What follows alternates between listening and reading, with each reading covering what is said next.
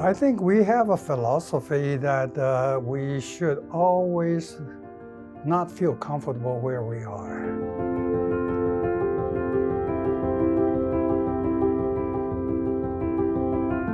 So we are, together with the artists, the creators. We are making the things and inventing the things that do not exist. I think what we're doing is also part of this grand transformation of the energy for the future human societies.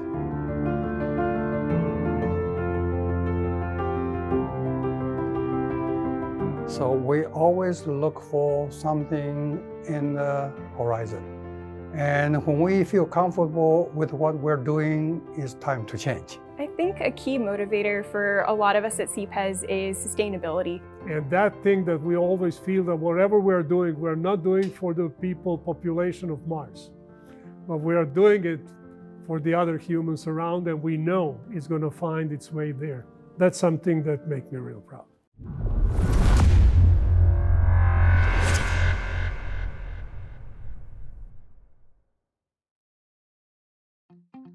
Together with the most innovative and creative industrial companies and partners, we are really working on the most toughest problems. Because every day you solve a problem, even if it's a small problem, you feel very happy. Because I guess we just love playing circuits. You know, we blow up something, and second day you fix it. It's kind of a nerd thing, but it's excited. I think that is the very unique reason why I'm working every day here.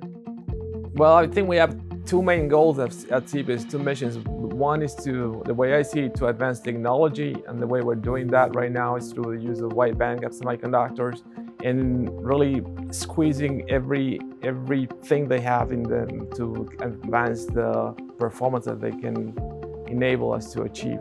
Second objective we have is the formation of workforce of the future, our grad students. That's our main product, I think. That's why we have a strong collaboration with industry, because they are here for that. In the end, they are the ones recruiting our students, and they appreciate them because of the way in which we conduct this work, which is hands-on, very experimentally oriented.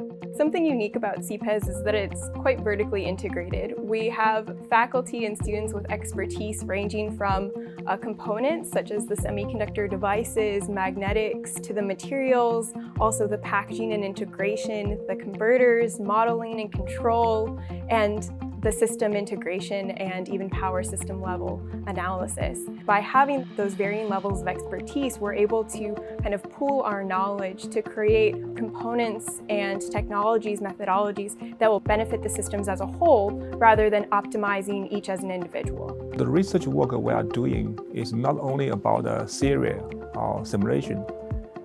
We have to build hardware to prove whatever the concept we propose.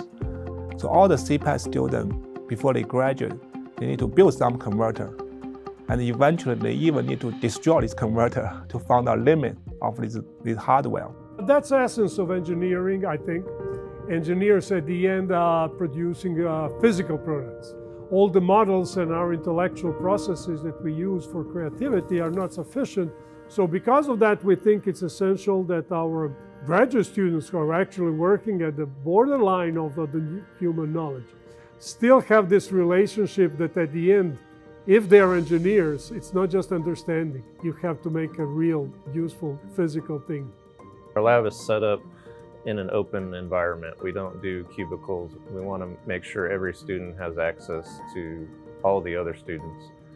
We do seminars so that we can share knowledge of different projects that are going on. But we do encourage people to move about between different areas, talk about different, gate drivers and different devices that they're using, so that they can really cut down on their time to learn that technology. They can just go ask another student to learn that really quickly. Every technological advancement that we have or develop in CPES will permeate the whole operation, because it's an open lab and there's a lot of lateral flow of information, and just everyone's picking up on the new work that everyone else is doing. So having that real world experience while you're just getting educated and doing advanced research we think is very essential for the complete education of engineers. I think a key motivator for a lot of us at CPES is sustainability. So whether that means electrified transportation or integration of renewable energy and distributed energy generation and storage, that all can have profound impacts on the future of our society. Our goal is really to achieve net zero carbon emissions. And to achieve that goal, we have to fundamentally transform the electric power grid, the biggest and complex machine built by the humankind. So the electric power grid right now is going through this grand transformation process. People are shifting away from the fossil fuel-based power generation plants to more and more renewable energy resources. So every electrons generated by the renewable energies has to go through the power electronic converters. So that we can take energy wherever it's available. Is it the solar panel or a wind or a battery or something, wherever it is around the world, move it through the wires at the speed of light and deliver it to whoever needs it, wherever they need it at any time. If we can do that, then we will not need to have stationary big nuclear power plants, big hydropower, big burners of oil and gas. We will still have a huge network, but it will be an electronic network, and we could save our planet from all the bad things that we have been doing to it in the last 20 years. To me, the CPES consortium is really the life that sustains us. Without the consortium, we don't have the lab, we don't have half of the operations really. So it's really what keeps us alive. And it's also meant or aimed at developing the really fundamental technology challenges that we have that we can then apply to specific sponsored projects from industry and from government that are all building on top of the research we do within the consortia. So it's really a perfect model to have.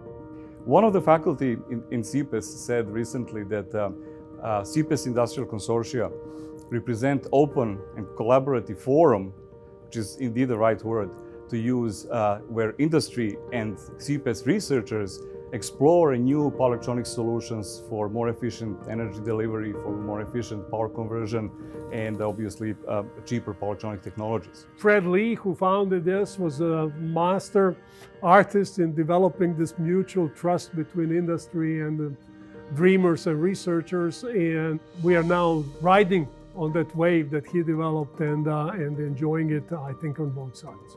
One of the current research under the PMC is to develop this like a low voltage and the gallium nitride power devices, potentially for the consumer electronics application, for example, the mobile phones and some of the like the VR system, etc.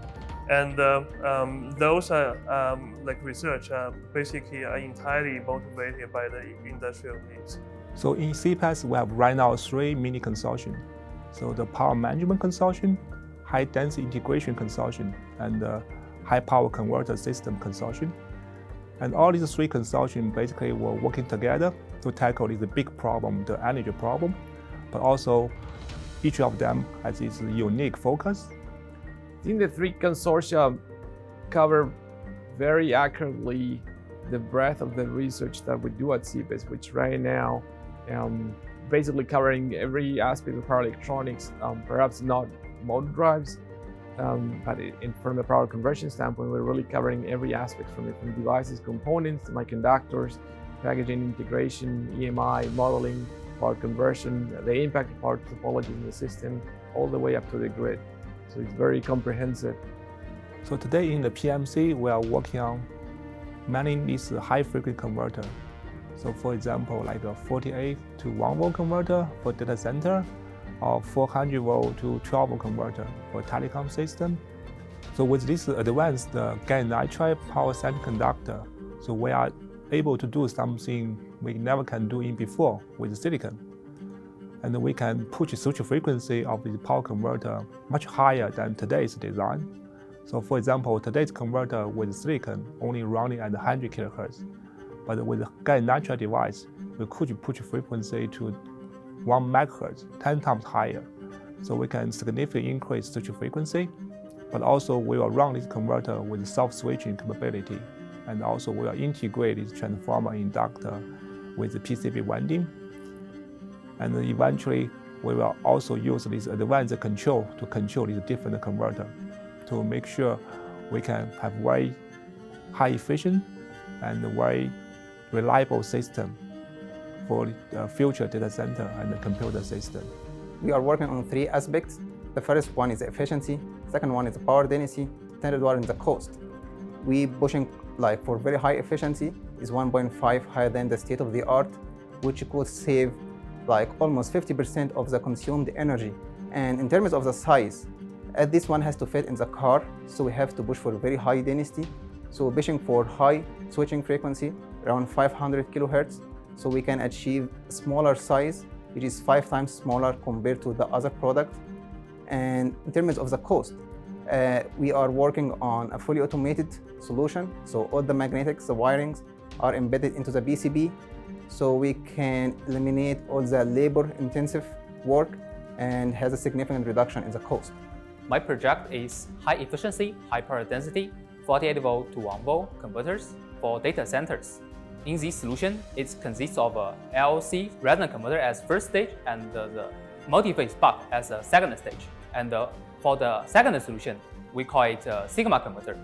These 2 converters is connected in a quasi-parallel structure. From the input side, these 2 converters is in series, and from the output side, these 2 converters is in parallel. And finally, this solution can be much more can achieve higher efficiency and power density. HDI is really unique in that it brings together a wide variety of students and faculty with a wide variety of expertise that are all complementary to each other. It will not be possible to come up with magnetic materials, what we did, without the consortium money.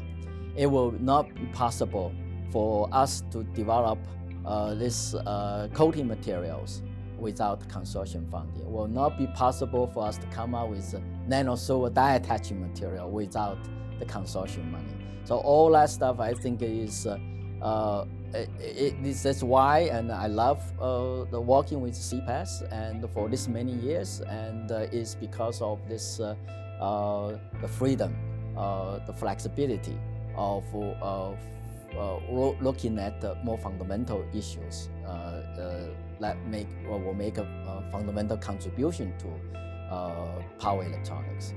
So we're working on a project for the Office of Naval Research called an Integrated Power Electronics Building Block. And the PEB concept, Power Electronics Building Block, is not new, but what we're trying to do is create a new spin on that by enabling higher levels of integration through power electronics packaging. Essentially, we're trying to achieve 5 times higher power density and lighter weight by using advanced power electronics packaging techniques. And so essentially we're bringing the whole converter components into the package level in order to get those higher levels of integration, which could then serve as the foundation for building up the electrical power systems of more electric ships. In our HDI project, we studied the wide bandgap power devices reliability based on the real application scenario. So basically, this means that we extract the factors that could stress the device in real application, and we studied how these factors could impact the device and potentially degrade or fail the device. We studied how the devices will fail, and potentially we can give some improvements on the device design and on the circuit design. By fabricating prototypes in our packaging lab, we are able to investigate advanced wide bandgap devices with a level of real-world fidelity that can't be replicated through simulation alone. In our labs, we've performed thermal analysis on sintered silver bonds that enable the packaging of 10 kilovolt silicon carbide power devices. Emerging substrate technologies allows for the design of high-density power converters with improved manufacturability and scalability. Only by prototyping these power modules are we able to fully understand the electrical and thermal trade-offs for a 250 kilowatt power converter. Embedding semiconductor devices in a PCB, such as the devices in this half-bridge module here, can greatly improve the efficiency, size, and cost of the converters that they're implemented into. This is of particular importance in applications such as electric vehicles, where cost, size, and weight are of the utmost importance. And then HPCS, the High Power Conversion System Consortium, is looking at the not just the larger high power converter systems and converters themselves, but really looking at the impact that power electronics has on these systems, whether it is a distribution system in a car or on board a ship, or the grid now, from distribution to transmission level. This is the type of work we're doing right now. This is a 200 kilowatts power hardware in the loop testbed. What it allows us to do is that we can bring the hardware that we're developing in this lab and physically connect it and test it while emulating a large system like a microgrid. Instead of conducting optimization of 1 or 2 converters, we're actually focusing on optimization solutions that solve system-level design challenges, including the design interactions from different technology fields and the different design levels.